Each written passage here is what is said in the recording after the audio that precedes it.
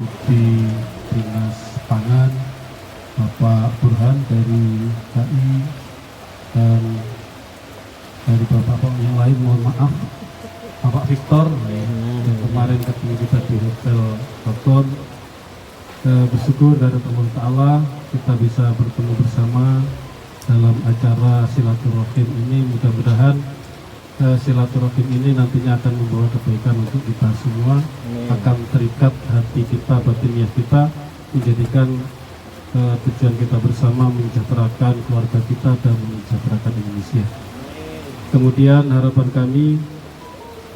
kami dari kelompok yang kecil, hanya berjumlah 18 orang ini, mudah-mudahan nanti dengan kehadiran panjenengan ada sumbangsih dari kelompok ini untuk Indonesia begitu. Dan alhamdulillah untuk perkembangan budidaya yang ada di kelompok Libama ini, menurut pandangan orang-orang di luar sana itu kategori baik, Pak, dengan kualitas udang yang baik dan dengan teknis budidaya yang baik pula. Ini dibuktikan dari beberapa owner petambak-petambak besar ini untuk berkunjung ke tambak kami. Jadi itu sebuah kebanggaan bagi kami dan ya anugerah dari Allah yang patut kami syukuri bersama. Dan dari sharing-sharing itu kami juga mendapatkan beberapa ilmu dari mereka. Karena begini, di kelompok kami ini semuanya tidak ada yang dari perikanan, Pak. Semuanya berkiri gitu. Iya, berkiri semuanya. Berkiri ya? Iya, berkiri, Pak Victor. Jadi belajarnya itu ya melalui media, melalui kita kumpul-kumpul. Kemudian dulu pernah juga oleh Jala yang juga disponsori oleh KI ini. Nah, ini diundangkan tokoh-tokoh perudangan untuk memberikan materi-materi kepada kami. Dan alhamdulillah dengan ketekunan di sini ada yang teknis, ini Pak Udin, beliaunya omes, Pak. Jangankan kok alat-alat yang ditambah, Pak, mungkin untuk bongkar helikopter kembali lagi itu bisa. Iya, itu luar biasa. STM atau apa, Mas? Ini Pak Udin ini. Pak Udin STM atau apa? Pak Udin? STM, iya. STM ya. Jadi kami sangat terbantu sekali kelompok ini dengan adanya Pak Udin. Bahkan dari beberapa parameter air ini kami sangat intens sekali, diantaranya yaitu ORP. Ya. ORP ini yang jarang digunakan oleh petambak. Alhamdulillah di kami ditemukan ORP ini bisa dijadikan alat untuk mengetahui carrying capacity di dalam produk tambak. Begitu, Pak. Pak, penyediaan sumber, Pak? Saya Ahmad Thoyib. Ahmad Thoyib. Iya, saya sekretaris dari kelompok Mina Bagi Bersama. Kebetulan ketuanya Pak Narto tidak bisa hadir pada siang hari ini. Makanya kami juga terima kasih kepada KI yang telah menyupport kami di SAI, yang masih dengan fasilitas lab. Dengan fasilitas lab itu sehingga kami bisa terbantu sekali mengetahui parameter air mendekati benar, begitu, Bapak. Ya. Saya kira itu yang perlu kami sampaikan, Bapak Ibu sekalian. Kami sangat terima kasih dan mungkin nanti kami akan ya sedikit memamerkan, Pak, gitu, pada panjenengan. Di sini kebetulan ada udang sedikit yang kebetulan juga waktunya parsial. Sebetulnya tempatnya tidak di sini, Pak. Di sana sudah disiapkan kemarin. Hanya secara kebetulan di sana waktunya itu sudah waktunya panen, Pak, kemarin, Pak. Sehingga dipanen semua, sehingga dipindahkan di tempat yang sini. Begitu, Pak. Terima kasih, kurang lebihnya mohon maaf. Mungkin ada sepatah dua patah kata yang perlu disampaikan oleh dari Bapak-bapak sekalian, dipersilahkan. Ini atau seperti apa, Pak, metode kerjanya? Iya, Pak. Selamat siang, Assalamualaikum warahmatullahi wabarakatuh. Perkenalkan bahwa Bapak, nama saya Erwin Effendi dan mungkin kita interaktif saja, Pak. Oke.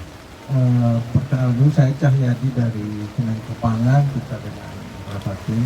Terima kasih juga KI sudah mengajak kita ke sini. Tahun berapa, Pak, mulai terbentuk operasinya ini? Kalau koperasinya baru, Pak. Jadi di sini nih lebih awal pokdakannya, Pak. Podakan. Podakannya itu mulai tahun 2017. Sebelumnya itu belum Menkumham, Menkumnya mulai 2017. Kemudian untuk koperasinya itu mulai tahun 2024. Ya. Berarti podakannya 2 kelompok ya, atau 1 kelompok ya? Satu kelompok. 18 orang itu 1 Iya. kelompok. Ya. Nah, jadi sudah itu 2017 bikin sebagai badan hukum ya, mendaftar Iya. sebagai koperasi. Nah, ada hubungan dengan koperasi Merah Putih nggak Pak di desa Karangrejo ini? Nah, itu yang masih kami pertimbangkan, Pak. Iya. Karena kami belum memahami pasti pergerakan koperasi Merah Putih itu sendiri. Ya, baik. Mungkin nanti ya coba dijejaki ya siapa pengurusnya, kan dulu itu koperasi Merah Putih dibentuk cepat Pak. Mulai terbentuk dulu, entah dari mana pengurusnya, ketuanya, seterusnya. Mungkin nanti karena kan akan ada program pemerintah melalui koperasi Merah Putih. Kalau misalnya Bapak bisa tergabung ke sana mungkin bagus juga, ataupun Bapak bisa menjadi mitranya koperasi Merah Putih. Rencananya begitu, Pak. Kita akan Ya. bermitra. Betul. Jadi koperasi ini, koperasi Nibana bisa menjadi salah satu mitra. Begitu masuk. Nah, karena nanti ini kan desanya, pasti desanya ini desa pembudidaya banyak ya di sini karena lokasinya, atau mungkin ada juga petani, sehingga nanti usaha koperasi itu akan masuk unit-unit usahanya ke bidang-bidang potensi desa, termasuk nanti di koperasi Merah Putih akan ada cold storage Pak. Mungkin Bapak bisa menyimpan udangnya nanti di situ atau seperti apa, hanya kesempatan terbuka. Nah, kalau koperasi Nibama ini kan nanti usahanya itu semuanya punya tambak ya, lalu kemudian dijual, kemudian ada dikelola oleh koperasi. Hari ini Pak, per hari ini di Mibama itu kita bergerak itu memenuhi kebutuhan tambak di Mibama, di kelompok. Jadi untuk sementara kita menjalankan jual beli pakan Pak, tapi tidak seperti yang lain, artinya beliau-beliau anggota itu harus membayar cash dulu, tidak. Yang penting menjadi anggota dulu, kemudian kita memfasilitasi. Kemudian teknis pembayaran beliau-beliau anggota koperasi Mibama itu dengan cara misal nih hari ini punya Pak Ahmad Thoib mau parsial, kemudian sudah tahu tuh dapat berapa kintal, beliau nanti akan setor ke kami, ke pengurus koperasi. Itu yang dalam Yang disetor apa? yang disetor untuk sementara ini masih pakan Pak. Nah ke depan ini saya sebenarnya 2 bulan terakhir ini sudah menjalankan jual beli udang Pak. Oh, iya. Alhamdulillah kami sekarang pengurus berusaha mencari reseller, memperbanyak reseller tuh di setiap kecamatan. Dan alhamdulillah sekarang masih terkumpul 13 reseller. 13 reseller. Nah, itu salah satu awal kita untuk seperti yang kemarin kita diskusi waktu di sebelum pelantikan tim task force ini Pak. Jadi kita berusaha membudidayakan orang itu agar gemar makan udang, karena saya pikir udang itu kan makanan yang termahal Pak. Jadi yang bisa konsumsi hanya, mohon maaf, hanya kalangan menengah sampai ke atas. Nah, kenapa saya berpikir untuk mencari reseller, entah itu di kota ataupun di desa? Karena berpikir saya agar masyarakat yang di desa itu juga menikmati udang kita yang diproduksi.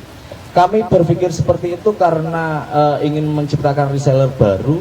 Satu Bapak, karena melihat keluh kesah para petambak dengan terkait beberapa kasus, misal cesium 137 yang membuat harga udang itu menjadi anjlok. Nah, dengan kami berusaha menjual itu, ya masih mendapatkan margin lebih Pak untuk para petambak. Nah, teknis pembelian kami adalah tidak serta-merta kami membeli ke petambak karena beliau-beliau punya katakan punya piutang pakan atau tidak, tapi kami harga lebih tinggi Pak, lebih tinggi koperasi membeli. Contoh misalkan tambak Pak Ahmad Thoib yang biasa diambil supplier dengan harga katakan 50.000 per kilo, kami membelinya di atas itu, per kilo bisa 51, 52 begitu Pak. Jadi pada prinsipnya kami tidak kepingin merugikan anggota. Toh keuntungan koperasi itu nanti kembali ke anggota. Gitu. Sudah ada bagi SHU 1 tahun ini? Alhamdulillah untuk RAT pertama sudah dijalankan, insya Allah pas puasa kemarin sudah kita jalankan. Namun untuk SHU masih kecil Bapak, dalam artian ada yang masih dapat itu 25.000, 75.000, yang terbesar itu adalah 100.000. Itu pun beliau-beliau anggota tidak mau memintanya. Sudah, tidak apa-apa Mas, dikumpulkan saja, dibuat modal untuk koperasi, begitu Bapak. Koperasi nggak punya utang? Alhamdulillah nggak punya Bapak, nggak punya hutang gitu. Karena kami berprinsip bahwasanya kalaupun ada sebetulnya kami siap. Contoh tentang KMP Pak, Koperasi Merah Putih. Sebelum KMP itu terbentuk, sebenarnya orang-orang dinas seperti Dinkop, terus Perikanan, itu ke kita dulu Pak. Ke kita dulu untuk meminta agar Koperasi Mibama menjadi KMP. Tapi karena saya membaca regulasinya yang, mohon maaf Bapak, saya harus sampaikan karena sedikit carut marut dengan regulasi yang ada, kami nggak berani Bapak. Silahkan saya limpahkan ke kelurahan, silahkan ke kelurahan membentuk sendiri, nanti kami Koperasi Mibama akan menjadi mitra. Tapi realita yang saya hadapi saat ini, saya terus komunikasi dengan pihak kelurahan, bahkan pengurus KMP-nya, untuk di Banyuwangi itu sementara ini percepatan untuk pembangunan tempatnya saja Bapak. Nah kemudian untuk bisnis mereka atau usaha mereka, mohon maaf Pak, saya harus sampaikan, sudah ditentukan. Iya, sudah ditentukan. Jadi kayaknya dari awal sebelum KMP itu berdiri, sudah ada gembar-gembor di luar sana menyesuaikan potensi wilayah yang ada di bidang usaha. Tapi realitas sampai saat ini, sampai detik ini belum terjadi. Bahkan mereka bingung Pak, saya harus bisnis apa dan sebagainya. Itu sedikit Pak ulasan dari Koperasi Mibama, dan memang berharap untuk segera kerjasama. Simpanan wajib, Simpanan pokok kita itu insya Allah 500.000 Bapak per anggota. Kemudian simpanan wajib yang per bulan kita itu 50.000 rupiah per bulan. Insya Allah rutin Bapak. Adapun yang tidak rutin mungkin dari pengurus kami yang lupa untuk nagih saja. Tapi ketika beliau-beliau sudah parsial panen selalu diingatkan, nanti dibayarkan. Mas Elvin, saya bertanya, saya nggak ngerti yang tadi reseller sama parsial itu apa itu? Tolong jelaskan. Kalau reseller itu kan saya mencari pedagang yang sekiranya mau Pak. Artinya kami berusaha, iya, dia masuk ke sini, saya mencari. Jadi begini, kalau parsial itu kan proses panen Pak, tapi tidak seluruhnya, tapi diambil separuh. Iya, ketika ada proses parsial, pemilik tambak ini komunikasi ke kita. Ayo nih, hari kayak Pak Toib, hari ini kami akan melakukan parsial. Koperasi mau ngambil berapa? Nah dari situ kami sudah mulai terjadilah tawar menawar harga dan sebagainya. Ketika pemilik tambak, Mas harganya 50.000. Nah kami komunikasi dengan reseller itu ada margin Pak, tapi marginnya itu untuk kecil, untuk kami membeli es, terus tin wall dan sebagainya. Untuk harga saya serahkan ke reseller. Reseller mau jual ke end user ini berapa silahkan, asalkan ya sesuai Pak. Jadi misalkan size-nya besar ya, kalau harganya mumpuni ya mereka mau. Dan alhamdulillah perkembangannya saat ini saya lihat, terutama khusus untuk yang size besar Pak, itu masih mampu lah masyarakat kita. Itu kira-kira. Cuma kami kalau Bapak tadi menyebut cold storage adalah itu salah satu cita-cita kami Pak, Koperasi Mibama, untuk punya sendiri. Kemudian kemarin kalau nggak salah Pak Toib menyampaikan ingin proses lelang dan sebagainya. Karena itu itu yang kemarin itu adalah Pak Toib, karena memang di daerah Banyuwangi khususnya di Mibama proses itu belum kita jalankan gitu Pak. kira-kira begitu. Kalau resellernya lebih dari ada beberapa orang, maka lelang bisa dilakukan. Ya. Tapi kalau reseller tadi katanya 18-nya itu adalah jumlah anggota ya. Sekarang insya Allah 20 Bapak.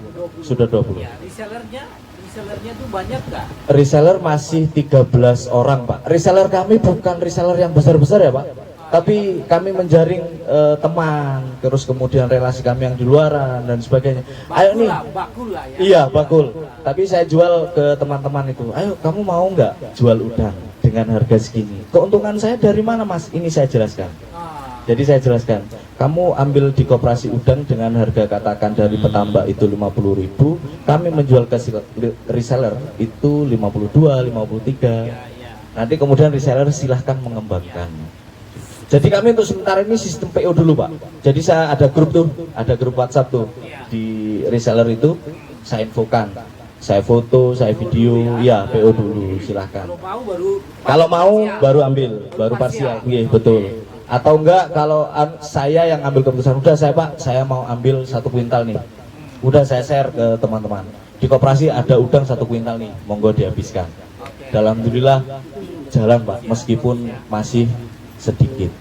Jadi sebetulnya lelang ya Mas ya, lelang itu bisa berdasarkan, tapi bisa ke reseller itu telepon aja mana yang lebih tinggi kan, begitu kan ya. Jadi proses lelang yang diusul oleh Pak Toib itu tidak harus duduk begitu rame-rame lalu oke, lelang maunya berapa begitu, nggak perlu seperti di TPI ya, di tempat pelelangan ikan kan. Begini Pak, kalau Parsial bukan. Iya. Bukan. Jadi begini. Besarnya biasa berapa Pak? Besarnya itu ya 5 ton ke atas. Karena itu yang sangat mempengaruhi harga Pak. Iya. Kan kami belajar dari koperasi yang ada di Cilacap itu Pak, Minosaroyo di sana. Iya. Di sana itu kenapa harga ikan yang ditangkap oleh pelaut itu harganya bisa tertahan gitu, tidak sampai rusak harganya. Nah itu karena di sana memang dikoordinir setiap pelaut agar mengikuti lelang gitu loh. Di sini kan begitu, kalau tidak ada lelang ini akan dipermainkan harga itu oleh supplier. Supplier kan jangan diambil harga segini begitu. Sudah, karena supplier ini nanti akan mengerucut pada satu storage, satu pabrik. Jadi sudah dikoordinir harganya, begitu loh Pak. Sehingga petambak tidak mempunyai harga, yang punya harganya mereka. Jadi ada transaksi yang tidak adil di situ Pak. Gitu loh. Pak Toib, apakah ada ya di tempat, jadi bukan udang ini di di Banyuwangi ini, apakah ada tempat seperti di Cilacap itu yang melakukan lelang nggak di nelayan, bukan di Muncar ada. Oh iya di Muncar ya, Iya, ada di ya Muncar lelang itu ya. Ada Pak. Berarti di dinas itu ada peraturan lelang. Makanya saya melihat di situ ya. Saya ingat di Minosaroyo itu hanya mengambil 0, sekian persen Pak. Itu 1 tahun panitia lelang itu bisa dapat 3, sekian M loh Pak. Makanya saya usulkan ke SCI, jika SCI mau melaksanakan itu Pak, Ya, catat itu. loh, itu uangnya udang itu lebih banyak dari itu Pak. Jadi Diambil 0,1% saja, itu sudah cukup untuk kasih SCI Pak. bahkan Dan di harga Minosaroyo udang itu lebih Pak, Minosaroyo itu lebih tinggi. Dan harga udang ini tidak sampai rusak seperti sekarang ini. Karena saya informasi yang sekarang ditampung di cold storage itu akan dikirim setahun yang akan datang Pak. Gitu loh. Jadi cold storage itu tetap dia mencari sewa-sewa tempat untuk menyimpan udang. Kita ada orang dinas lah ya yang satu Gitu ya. loh. Jadi mohon maaf hari ini kita tetap diakali oleh orang-orang yang kulit putih. Karena kita mau mengambil ke sana Pak, tapi nilai jaminan terlalu besar. Iya, kalau jaminannya itu Jaminannya apa? sertifikat baru Pak. Jadi sertifikat dengan nilai jual 200 juta itu hanya dapat 100 Pak. 100 juta. Iya, 50%-nya dapatnya Pak. Jadi kita eman-eman. Enggak, kur kan enggak begitu kan? Iya, kalau kamu Tapi gabung. udah masuk. Sudah Pak. Metode. Kita yang tidak mau yaitu karena kok kita terlalu direndahkan begitu Pak ya. Dengan jaminan 200 juta masa dapat 100 juta. Iya. Jadi kemarin informasi Itu ban apa Pak? Bang apa? LPMKP. LPMKP itu penjaga KP. punya Oh, bukan. Lokasi yang apa Iya, yang iya, di iya, usaha iya. yang punya Iya, KP iya, itu iya. bawayan, ya. Iya, iya. Kalau ke bank, Pak, sementara ini mohon maaf karena dari petambak ini termasuk pengurus koperasi semuanya sudah namanya di bank, Pak. Oh, Kenapa ke bank itu? Iya. Atas nama siapa gitu. Sudah sekolah istilahnya Pak. Sudah. Sudah sekolah semua. Pak, tadi saya dengar sudah pernah RAT. Di RAT itu dibahas rencana kerja atau rencana setahun berikutnya mau ngapain aja, dibahas di situ. Monggo, Pak Ketua.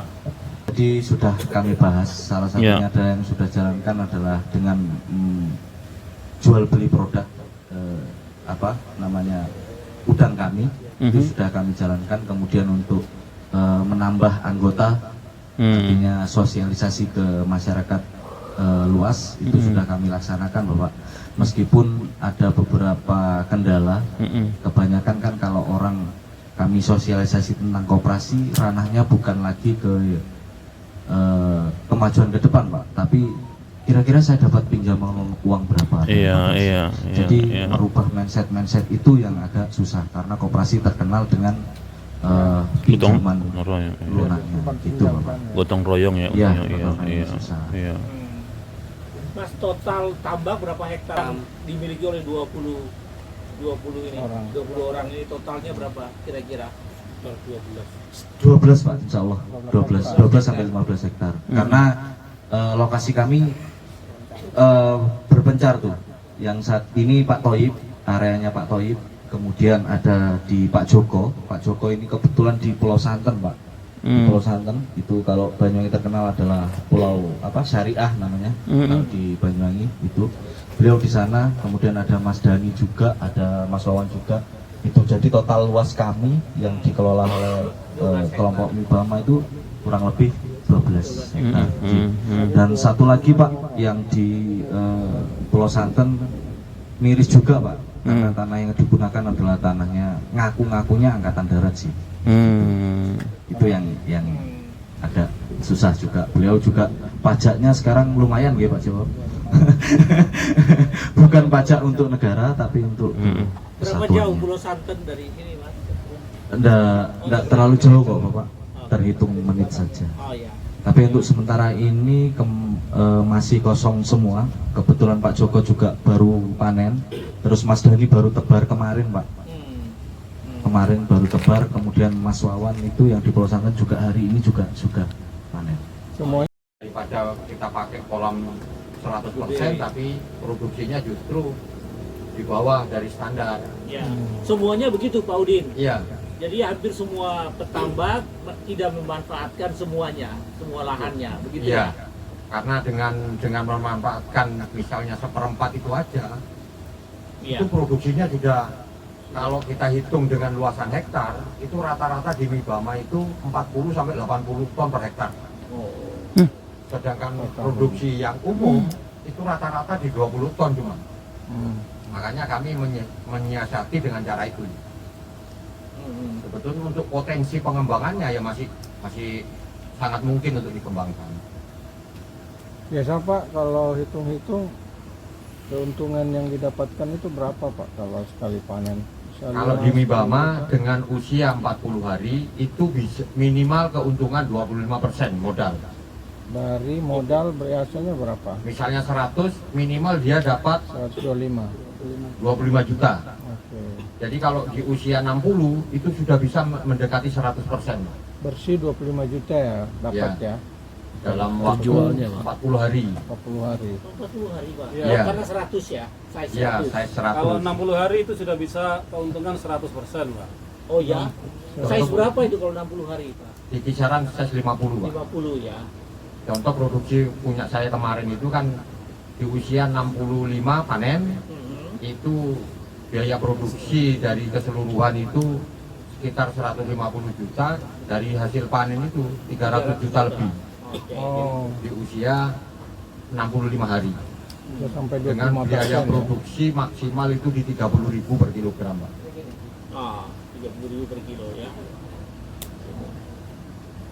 Yang paling dirasa kebutuhannya apa Pak? Selain tadi itu pemasaran. Kalau yang dari pembudidayanya sendiri tentunya pengembangan untuk skalanya lah. Jadi ingin istilahnya kawan-kawan ini menambah kolam lagi seperti itu. Tapi kalau dari sisi koperasinya tentunya dia proyeksi pekerjaannya tadi untuk bisa jual sendiri ke postori udangnya kan seperti itu.